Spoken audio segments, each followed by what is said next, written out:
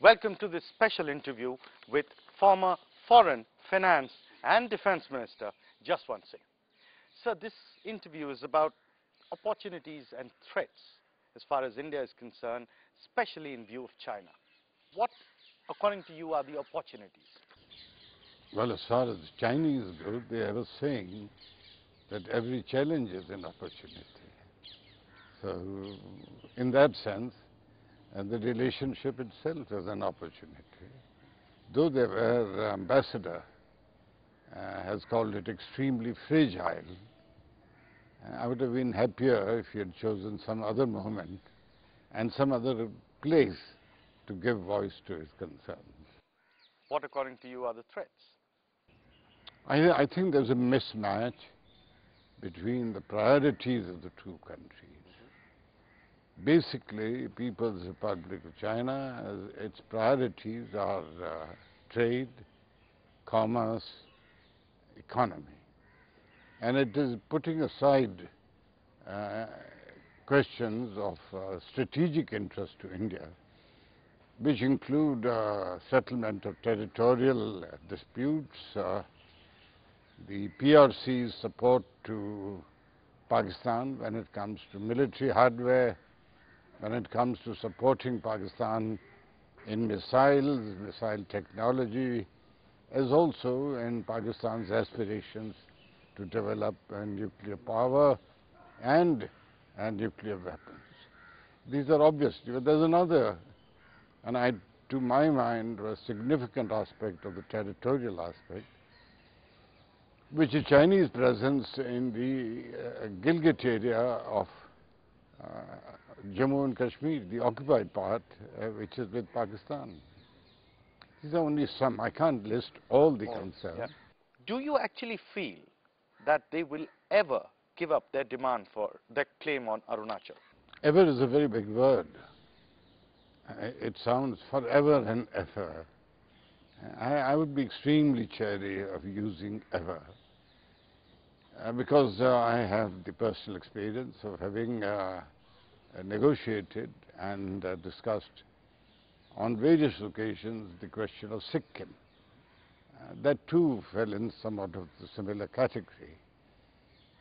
It is an untenable demand, it's an untenable, it cannot be treated as something that will never or ever be resolved. It can be resolved. Given that fact, sir, and the problems that we are having in relation to that, what would you advise the government of India to do when the Premier this time comes visiting? First identify, then be clear in the pursuit of what you identified, which must always be a vital national interest, and then diplomatically attempt to find a resolution of those problems.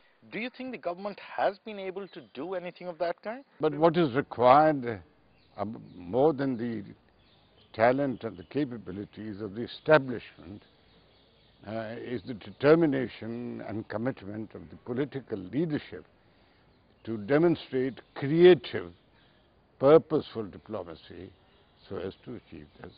Because currently, People's Republic is an extremely concerned country. It has problems in Northeast Asia. It has a formidable US-led armada just off the Hainan Island. They have problems with the conduct of the North Korean effort. The Chinese Premier this time is coming with a 400-strong business delegation. Now, with the core lack of faith area that we have already identified that you've talked about, do you think it is proper to get into an agreement like banking or financial agreements with China? We have to recognize that the fundamental disparity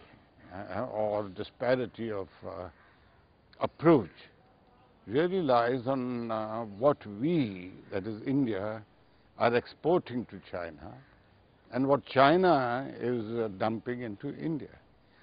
I don't think India can be a country that perpetually exports raw materials like iron ore or raw cotton and import in turn what China wishes to send, including, I'm somewhat concerned at the kind of liberties we permit Chinese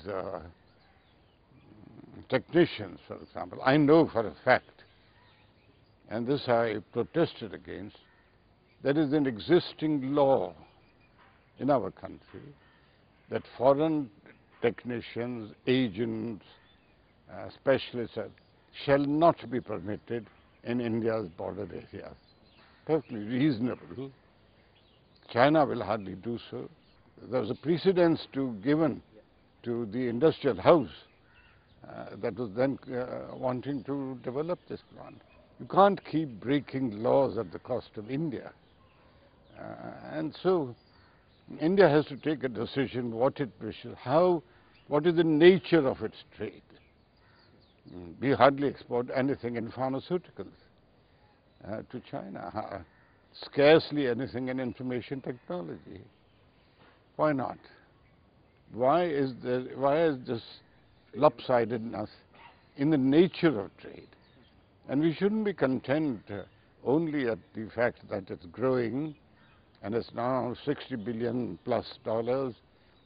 But that $60 billion plus dollars comprise what? The past 2 months have been full of scams, corruptions, allegations, whole lot of action and news. What do you say on the Neera Radia tape? Oh, I don't say anything. I'm so sorry, because that's scarcely an area of my principal interest, except what it demonstrates. It's a great pity, a very great shame, because a lot of questions get thrown up. And I think I'd rather share what a prominent banker and a friend of mine said. The surveillance of these conversations has been going on for 2 years. If there was a crime being committed, that could have been identified in 2 weeks. Why did the surveillance continue for 2 years? There is a very big question here somewhere, which I think the state needs to answer. Do you think it was proper for the state to either go ahead first and record such activity and private conversation, second, also go ahead and leak it? I don't know who's leaked it, as you put it. Does the state have a right of surveillance over citizens? Which is a greater concern? Privacy, right to privacy of a citizen, or the presumed safety and security of the state? It's a difficult balance to find.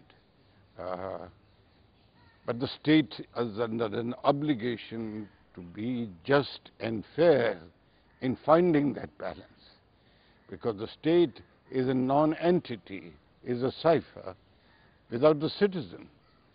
The state cannot dominate over the citizen through such surreptitious means.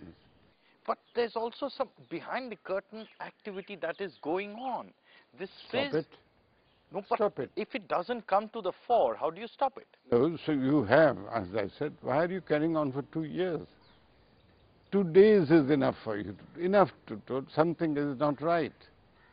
Something is not right, let's stop it. Yeah. I'm told cabinet formation is being discussed. I told so-and-so, make so-and-so such and such. Absurd. I have served in cabinet. This is not the way it is done. Has gone ahead and made a statement saying that the NDA's telecom policy was haywire. I don't know whether he's used that phrase. He's of course fully entitled to say and give voice to whatever his views are. That's his right, both as a citizen and as an entrepreneur that might be, well, the distillation of his experience. I would have difficulty in agreeing with that, because I did have a I did have some minor role to play in the formulation of these policies. I say minor because we are a cabinet. It's a cabinet system of responsibility.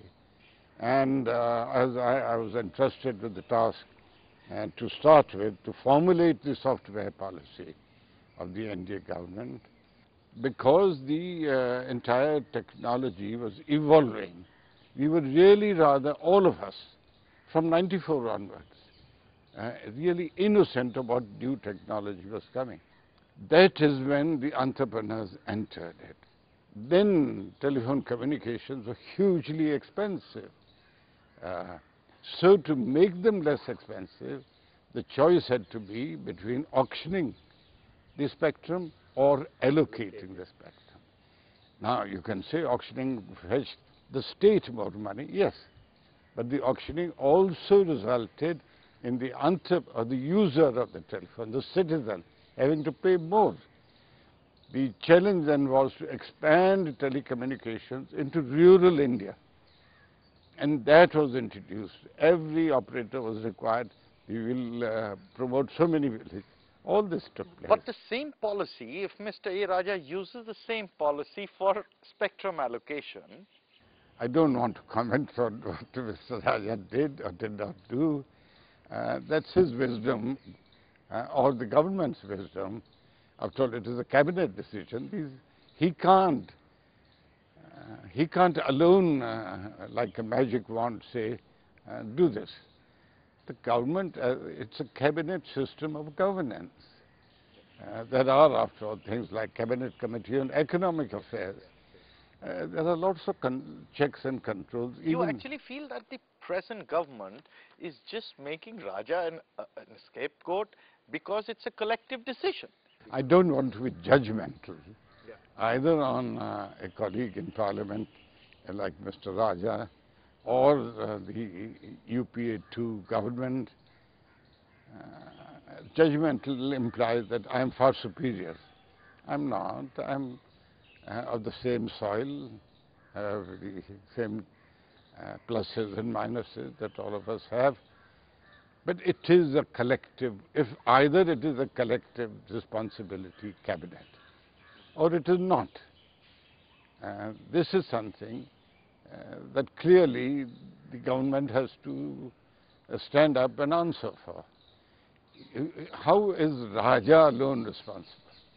After all, if we are told that on a particular afternoon there was a scramble in the telecommunication ministries, people were running helter-skelter, surely this was not unknown to the rest of the members of the government. What were they doing? Merely spectators? Or they were also part of the scramble? Now, how do you see this existing logjam impacting the budget session? I don't know. That's in the future. The government has chosen a spokesman for the government, as indeed even the Prime Minister has found fit in Germany to say that he now fears, he's apprehensive about parliamentary democracy. I rather wish he had shared his apprehensions with us in India, not in Germany, but that's his choice. I'm unable to determine what the government wants. It says no JPC, fine, explain to us why not. They say go via the PAC route. The Public Accounts Committee, the reports, the convention requires are never discussed in Parliament. The Parliament doesn't discuss what its child is doing. But the Joint Parliamentary Committee has a wider scope, wider determinations. Why fight shy of it? What's the way forward? Do you see there's a way? Someone has to rise above. I agree. But what you're saying suggests as if I personally or some of us have greater or more superior wisdom. We are part of the same organization. In Hindi, as they say, हम सब एक ही थैली के चट्टे बट्टे हैं. Were you ever consulted by the BJP on this aspect? Oh yes, I am. The BJP knows that my views, what I'm sharing with you, I have shared with my colleagues too. But then the collective, the majority of them say, Jaswant Singh, we know what your views are, but we feel this is the way to go. Fine, I shall go along with them. But these are the views. I often share that we have, and this is the phrase I use, we have decided to mount the horse. That when you mount the horse of descent, please decide in advance when are you going to dismount, or where are you going to dismount. There must be an exit to a protest also. That's obvious. But then there must be a sufficient recognition by the government of its responsibility to run the parliament. Do you see the Congress actually being able to, or succeeding in getting a foothold in the new faith, the youth of the country? I Do don't you know. see Rahul succeeding? No, I don't want to answer that, because that will again individualize a comment. But the first part, where you asked the Congress party evolving, I think one of the sad realities of the current political situation in the country is that the Congress, the oldest political party in the country, is in reality not evolving. You see, a kind of dry dynasticism is not a healthy or a natural process of evolution. There must be something lacking somewhere in the now, if I might put it, in the genes of the Congress psyche, that it can't stand on the strength of ideas. It can't stand united on the strength of its ideas. It is extremely worrisome. This worries me. What future do you see for yourself? Well, firstly, I think you have to accept I'm not a 24-hour politician. I never was. And I do have occupations and interests that keep me engaged for all my waking hours. I write, I read, I engage. A number of speaking assignments come my way in the country and abroad. And I engage in such party activities as the party finds fit to invite me to. But God has given me so much. After all, if like Pranab Mukherjee, I have had the great honor and distinction of serving the country in the 3 ministries, plus others too. And having been leader of the House, leader of the opposition, having served the country in the army,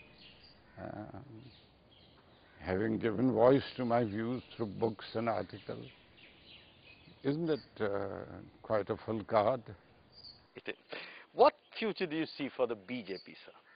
It must evolve as an inclusive and an integrating political party for the 21st century, and a party that will subserve the interests and the concerns of this great land of ours. Thank you very much, Mr. Jaswant Singh, for talking to BloomBERG UTV, sir. Thank you very much.